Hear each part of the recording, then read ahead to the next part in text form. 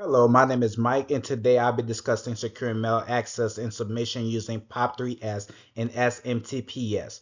The focus will be on configuring and hardening POP3S with Dovecot on Linux and SMTPS using IIS on Windows and Postfix on Linux. The research showed that proper hardening these services align them with RFC standard like 8314, and following guidance from vendors in this are critical steps to ensure the confidentiality and integrity of email communication. Over the next few slides, I'll take you through both the configurations and the security strategy that keep this system resilient. These are the key points I will be discussing throughout my presentation. I will begin with POP3S, starting with what it is and why it matters. Then I'll show how to configure it in Dovecat and highlight some key hardening recommendations. From there, I'll shift into SMTPS. I'll start with a protocol overview, then dive into two implementation. IIS on Windows Server and Postfix on Linux. Each will include both configuration steps and security hardening measure. Finally, I'll share how to verify these setups using tools like Nmap and OpenSSL, and then we'll wrap up with important takeaways. POP3S is simply POP3 traffic encrypted with TLS running on port 995. Our FC 8314, which was published in 2018, made it clear that clear text POP3 over port 110 is considered obsolete. This means that anyone still using an encrypted POP3 is exposing username, password, and message content to interception. By switching to POP3S, we are protecting both login credential and mail content in transit. This aligns with NIST SP 800 Tag 177 R1, which provide trustworthy email guidance and emphasize that secure access protocol should always be enforced. So, in short, POP3S gives us a secure foundation for client to server email retrieval and is the standard way forward. On Linux, one of the most widely used mail access service is Dovecot. Configuring it into use POP3S is straightforward but require careful attention. According to Dovecot project documentation, we start by installing the POP3S service with sudo apt install Dovecot tech pop3d. Once installed, the key configuration happens in /etc /dovecot /conf .d/10 tech /ssl.conf. Here we require SSL specified a minimum TLS protocol, typically TLS 1.2 or higher, and point to valid certificate and key files.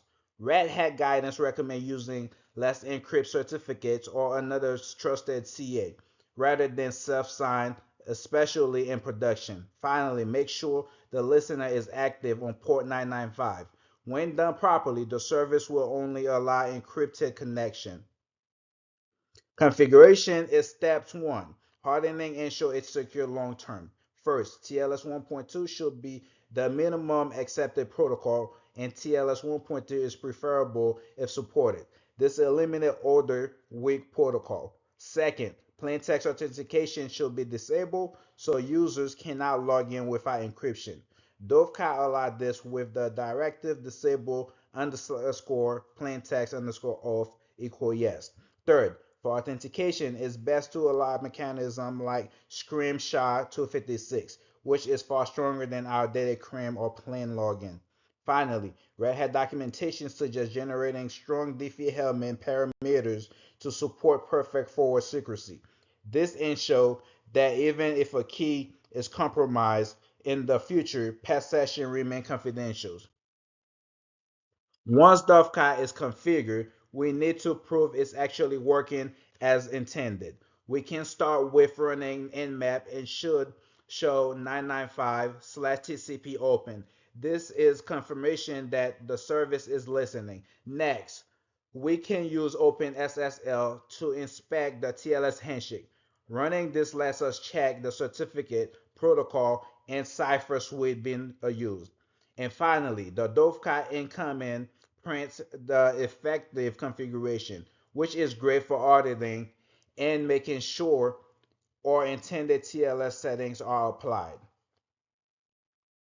Now, let's shift to the submission side of email with SMTPS.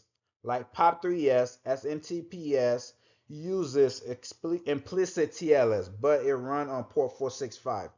RFC 8314 again is clear.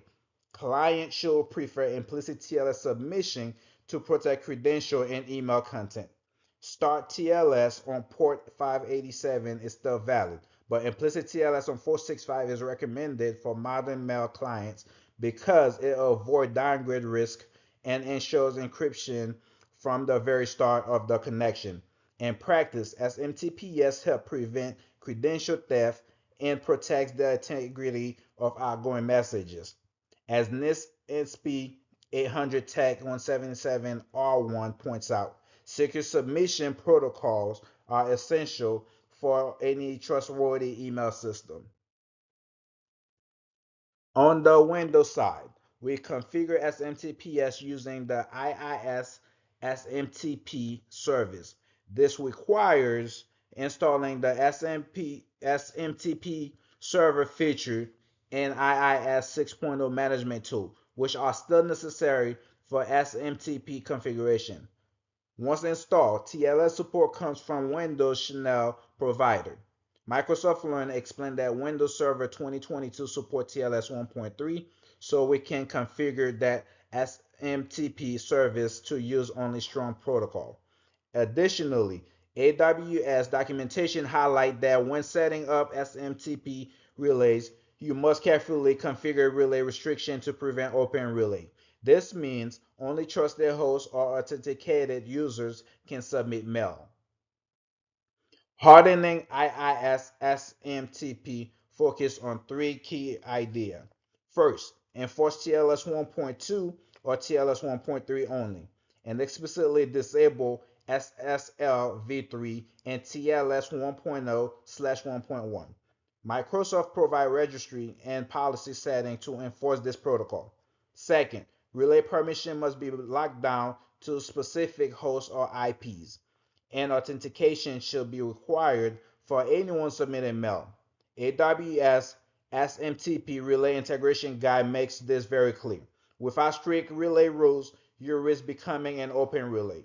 Finally, NIST 800 Tag 177R1 recommends login and auditing. An IIS administrator should enable login of SMTP traffic and monitor event logs. This provides both visibility and accountability. On Linux, SMTPS is typically configured with postfix. According to the postfix documentation, the configuration begins in master.cf, where we enable the SMTPS service on port 465. This ensures that connection start encrypted immediately. In main.cf, we set certificate and key paths, typically to let's encrypt certificates and enforce TLS security with directive like the one listed on the slide. Postfit give administrator flexibility, but following RFC 8314, the goal is always to enforce implicit TLS on 465 so mail is never sent in the clear. Hardening postfit is all about narrowing the attacker surface. First, restrict the accepted protocol to TLS 1.1 and 1.3 only. Older version should be disabled. Second, require SSL authentication for submission by enabling only authenticated users can send mail, which prevent abuse. Third, implementation abuse control. PostFit has post-screen and connection limiting features that help prevent denial of service attacks and reduce spam abuse. NIST 800 Tag 177R1 strongly encourage control against unauthorized relay and abuse. And finally, RFC 8461 introduced MTA Tag STS, a mechanism for securing SMTP server to server transport. Like with Dovecot, verification is critical for SMTPS. We can scan port 465 and 587 with Nmap to ensure that listeners are active. On the postfix side, the postfix check command validates configuration, and the administrator can review /var/log/mail.log for authentication attempts, TLS negotiation, and errors. Verification closes the loop by showing that the service we configured and hardened are actually operating securely.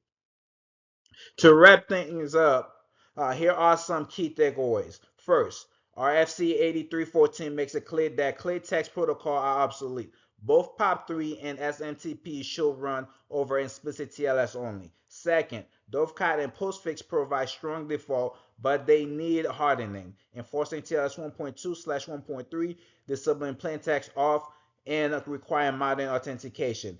Third, IIS SMTP leverage Windows Chanel for TLS 1.3 support but require careful relay and authentication restriction to avoid becoming an open relay.